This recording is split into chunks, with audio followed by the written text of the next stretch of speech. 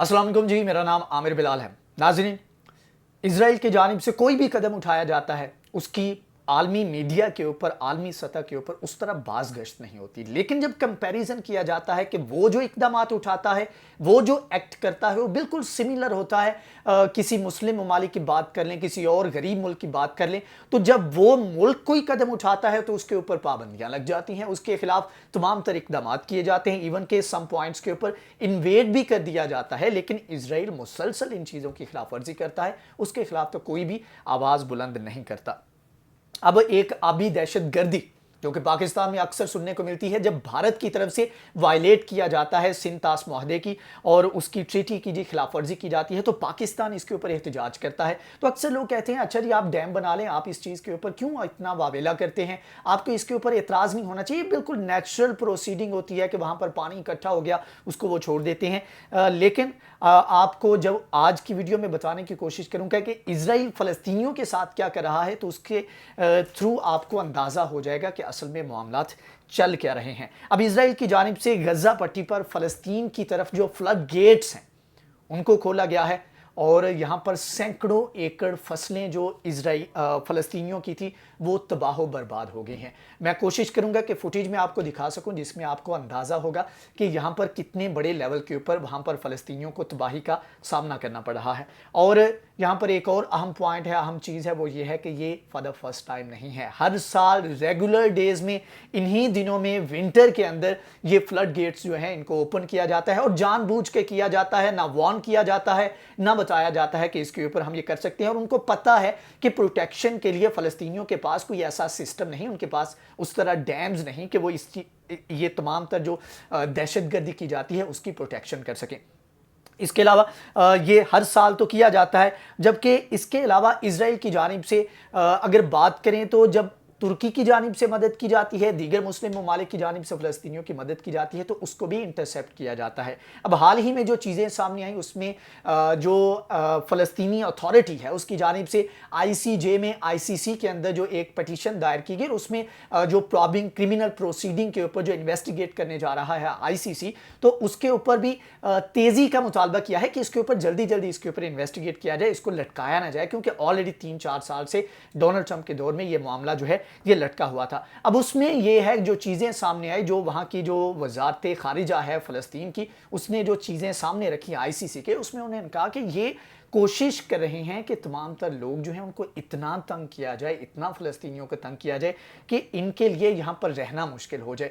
और जब भी कोई सेटलमेंट की जाती है, कोई बिज़नेस खड़ा किया जाता है, या इस तरह ये मिसाल है कि यहाँ पर जब फसलें काटने की बारी आती है तो इस तरह की दहशतगर्दी कर जाती है, उन बेचारों की सारी मेहनत, सारा जो उन्होंने एफर्ट लगाई होती है वो सारी जो है मलिया मेट हो जाती है। उसका तमाम तर जो उन्होंने एफर्ट की होती है वो फ्रूटफुल साबित नहीं होती, और ये जानबूझ कर किया जाता है। और मकसद इसका ये है कि यहाँ पर फ़लस्तीनियों के ऊपर अरसे हयात इतना तंग कर दिया जाए कि यहाँ पर उनके लिए रहना जो है उसको जहन्नम बना दिया जाए, और वो मजबूरन इस इलाके को छोड़कर, फ़लस्तीन को छोड़कर दीगर जो नेबरिंग कंट्रीज़ हैं उनमें वहाँ पर वो चले जाएं। अब यहाँ पर एक तरफ तो ये है, अब दूसरी यहाँ पर जो बड़ी चीज़ मैं आपको बताने जा रहा हूँ वो ये है कि इज़राइल के मामले में जो समझ रहे थे कि ये सेवियर बन के आएगा जो बाइडन, तो वो बिल्कुल सेवियर नहीं बनेगा। और उसकी मिसाल जो है वो मैं आपको दूंगा कि कितने बड़े लेवल के ऊपर कितना बड़ा खतरा बनने जा रहा है, और इज़राइल को लेकर जो टैक्टिक है अमेरिका का, जो बाइडन का, वो क्या होने जा रहा है। अब इससे पहले मैं आपको बता चुका हूं कि जो बाइडन इज़राइल के बारे में क्या ख्यालात रखते हैं, उनके विचार क्या हैं। वो कहते हैं कि जी मिडल ईस्ट में अपने इंटरेस्ट के तहफ़्फ़ुज़ के लिए, अपने मफादात के तहफ़्फ़ुज़ के लिए ज़रूरी है कि हमारे पास एक ऐसी स्टेट हो जो इन ममालिक के लिए ख़तरा हो, और इज़राइल जो है वो एक परफेक्ट स्टेट है जो कि हमारे मफादात के तहफ़्फ़ुज़ के लिए अंडर प्रेशर रखती है इन तमाम तर ममालिक। और उन्होंने कहा था कि अगर फ़लस्तीन के जो रीजन के अंदर इज़राइल नाम की रियासत ना होती तो अमेरिका को वो रियासत क्रिएट भी करना पड़ती, तो अमेरिका वो रियासत जो है उसको क्रिएट करता। अब जब जो बाइडन नायब सदर थे उस वक्त तमाम तर दुनिया के अंदर से दुनिया तनकीद कर रही थी कि इज़राइल के हाथ में कोई ऐसा डिफेंस सिस्टम नहीं होना चाहिए, कोई ऐसा प्रोग्राम नहीं होना चाहिए जिससे ये नेबरिंग कंट्रीज़ के लिए ख़तरा हो।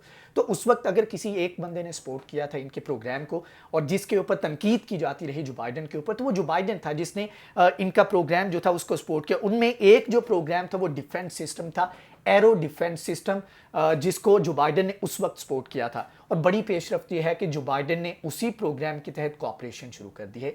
उसकी जो अपडेटेड एक वर्जन है उसको लॉन्च किया जाएगा और अमेरिका के साथ मिलकर इसके ऊपर काम किया जाएगा। इससे पहले जो सपोर्ट किया वो एरो 1 और एरो 2 था। ये मल्टी लेयर डिफेंस सिस्टम है जो कि जो बैलिस्टिक मिसाइल सिस्टम है, बैलिस्टिक मिसाइल्स हैं उनको इंटरसेप्ट करने के लिए इसको लगाया जाता है। ऑलरेडी पहला और दूसरी फेज में ये है, लेकिन ये एरो 4 के नाम से अमेरिका के साथ मिलकर इसके ऊपर पेशरफ्त करने जा रहे हैं। 2 और 3 में जो बाइडन ने सपोर्ट किया था जो एरो 2 और 3 था, और अब ये इसमें करने जा रहा है। मेन मकसद क्या है जी?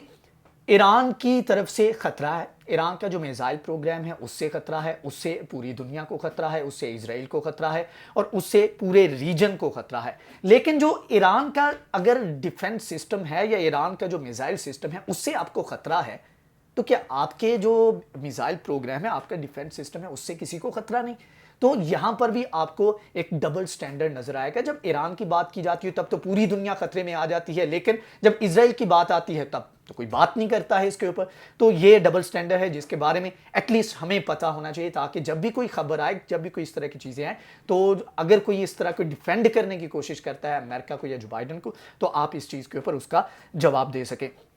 इसके अलावा जो पॉलिसी जो मुख्तलिफ पैटर्न आपको नजर आएंगे या अभी नजर आना शुरू हुए हैं वो ये है कि जो बाइडन एक तरफ तो इजराइल को प्रोटेक्ट करेगा, लेकिन ये उस तरह बेलगाम नहीं छोड़ेगा जिस तरह डोनाल्ड ट्रंप की जानिब से इजराइल को छोड़ा गया था। एक तरफ तो ये प्रोटेक्शन देगा और दूसरा यह है कि इसको टाइम टू टाइम यूज करेगा मिडल ईस्ट में ईरान के खिलाफ और दीगर जो ममालिक हैं, सऊदी अरब और यूएई वगैरह, इन ममालिक के खिलाफ प्रेशर टैक्टिक के तौर पर इसको इजराइल को इस्तेमाल किया जाएगा। मतलब यह है कि जो बाइडन के आने से पहले जब डोनाल्ड ट्रंप थे तो वो उन्होंने खुली छूट दी हुई थी कि इजराइल जो चाहता है वो करे। अब इसमें फर्क सिर्फ इतना आया है कि यहां पर आकर वो खुली छूट नहीं देंगे, पहले खुद थोड़ा सा उसके ऊपर एहसानात करेंगे, थोड़ा सा उसको कंट्रोल करेंगे और उसके बाद जो है जब दिल किया उसको थोड़ा सा ढील दी जाएगी, छोड़ा जाएगा। इन ममालिक के ऊपर मिडिल ईस्ट के अंदर प्रेशर डाला जाएगा और जब दिल किया उसको अपने मफादात के हिसाब से उसको कंट्रोल कर लिया जाएगा। तो ये एक पैटर्न है, ये एक टैक्टिक है जो बाइडन यूज करने जा रहे हैं। अभी तक के जो इक़दाम है उसमें देखें ना, उन्होंने अपना जो सफारत खाना है उसको तब्दील किया है, दीगर मामलात में अगरचे बात नहीं की, सारा कुछ है, लेकिन यह है कि अभी तक उस तरह से फ़लस्तीनियों के हक में एटलीस्ट कोई भी कदम नहीं उठाया गया है।